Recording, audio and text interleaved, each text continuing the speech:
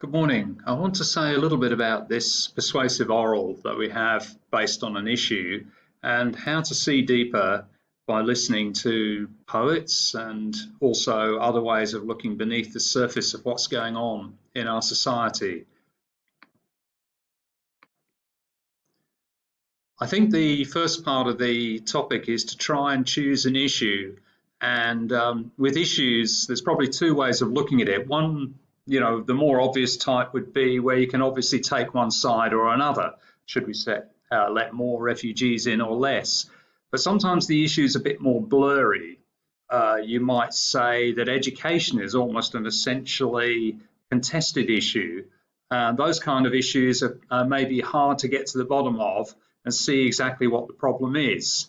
And that's where we probably have to think carefully about which texts we're going to use in order to help us to see deeper beneath the surface and what kind of issues are at stake.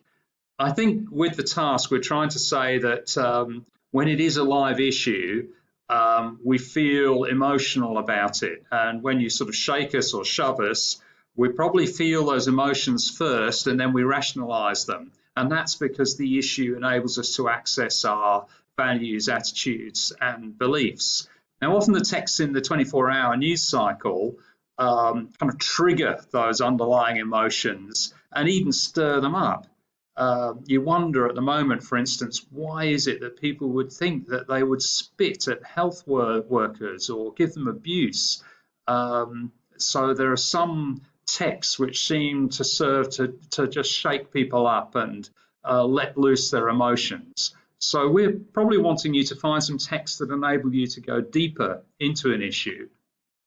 One of those kinds of texts is more of a weekly insight that could either be in the newspaper where you've got a feature article writer, or this kind of show, Four Corners, where often there's been 6 months or quite a long time of investigative reporting, considering every angle, like the one we saw about the St. Kevin's College and the culture there.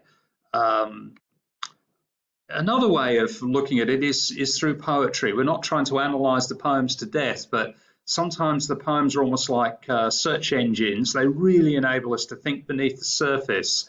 One great one comes to mind by Les Murray, which is called Rock Music, and it just uses a simple analogy that society is still like a school, and the people who are setting the tone can create an agenda which makes outsiders feel even more alone or alienated or unlistened to, and that we essentially remain at school all our lives unless we challenge that kind of way of operating.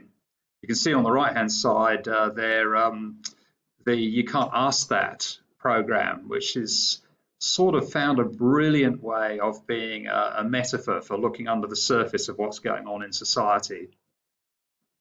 I'm going to look at two poets who I think have a lot to offer. They both passed away in the last year. Both, I think, achieved an Australian legend status. Bruce Dorr was called the Sage of Sayo Biscuits. So both down to earth, honest, but also able to side with an outsider. And I think the thing that's interesting for us is that they take a values-based stance.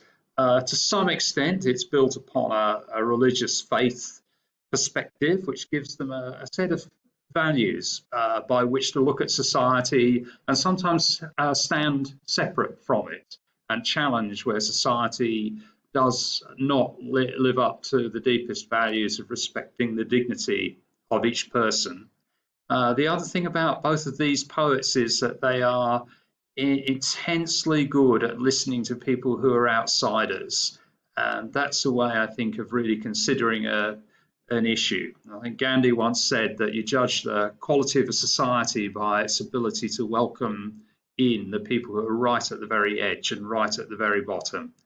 There's some great quotes about both there. I think the Murray one isn't necessarily immediately clear to understand, but it's talking about that nexus point or that crossover point between the suburb or the town and the bush. And he was able to sort of bring the bush back into our range of vision and point us to the depth of what life in the bush has to offer to understanding Australians.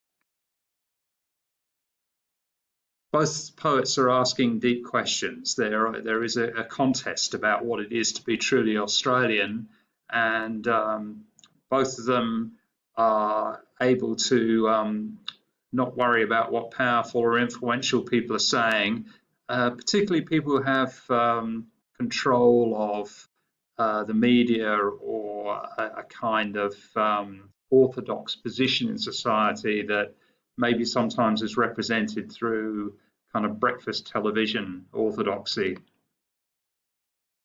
Here's Bruce Dorr, and I think this is a wonderful point. We're put in this world to do good, each of us. You could say, as a picture of the shattered mirror, in our lives and in our work, we still seek to reflect a fragment of that overarching sky. So here are two people who are trying to make a difference in their pieces of persuasion, trying to make the world a better place.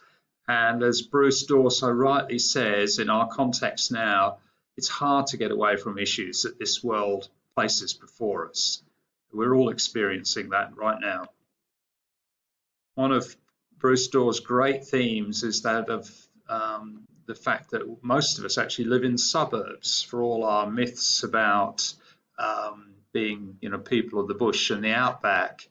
And the thing that most threatens our inner life is in fact the intrusiveness of the media.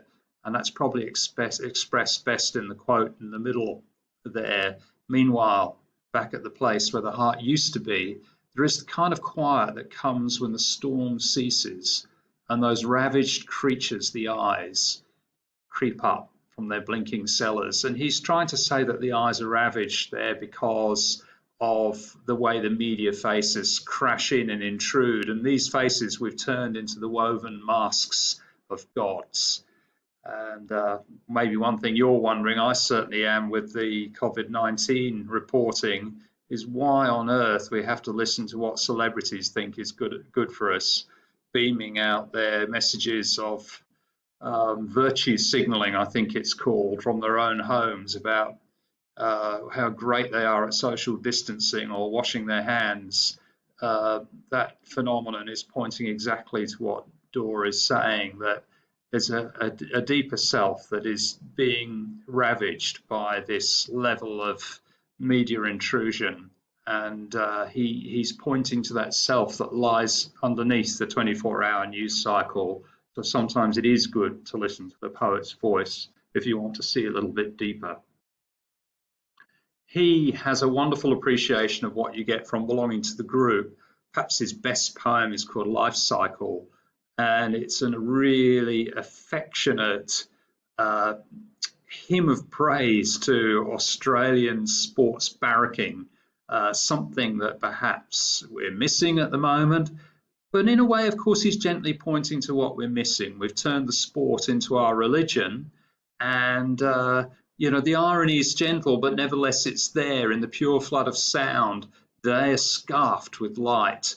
A voice like the voice of God booms from the stands. Ooh, you bludger. And the covenant is sealed. That religious word covenant, it's as if you first go to your first match and you begin to hear the fans pointing the fingers and yelling at the ones who are bludgers or worse, and you feel like you belong to this packed crowd. I think the irony there is showing us that the crowd is one voice and not being in a crowd is another voice, which picks up Les Murray. If ever there was a brave poet of not belonging, it's him, this self-consciously fat man who is so sensitive to the people who are left on the outside. And he talks about the beautiful Nazis, the style police, the people who can afford to have very fit bodies, who police the way we're supposed to be in look, and why? To castrate the aberrant, the original, the wounded, who might change our species and make obsolete the true race, which is those who never leave school. So there's a vested interest in keeping your power, and the interest is promoted by talking down those who are at the edges, those who might have the real capacity to lead our species in a new direction. There's another poem which I think captures our moment in time very well, called An Absolutely Ordinary Rainbow. The rainbow, of course, and he uses the symbol deliberately, it's the symbol of the covenant between God and his people. And what he gives us here in Martin Place, the financial district in Sydney, is a weeping man, a Christ-like figure, and the crowds come. It's almost like a kind of gospel incident in Sydney, and particularly the men find this weeping, compassionate man very difficult to understand or move close to. And at first they want to kind of tide him away because he's not the prototype of the Australian male, where we're looking for the fiercest manhood being associated with the toughest reserve and the slickest wit. But there's something about this weeping man that moves people to a deeper understanding. Obviously, we're not really looking to use these poets to provide the final word on the issue that we're analysing and persuading people about, but we might use them as bounce-off points, as our authorities. We know that a great persuasive tactic is to use authorities. Going back to Abraham Lincoln's wonderful Gettysburg Address, of course, he immediately mentions our founding fathers, the people who won independence from the Brits. And I think this is where we can sort of suggest some authorities which give us a different field of vision. Here's another one, of course, the Pope speaking wonderfully on the 27th of March in his address to the city and the world. In this storm, the facade of those stereotypes with which we camouflaged our egos, always worrying about our image, has fallen away, uncovering once more that blessed common belonging of which we cannot be deprived, our belonging as brothers and sisters.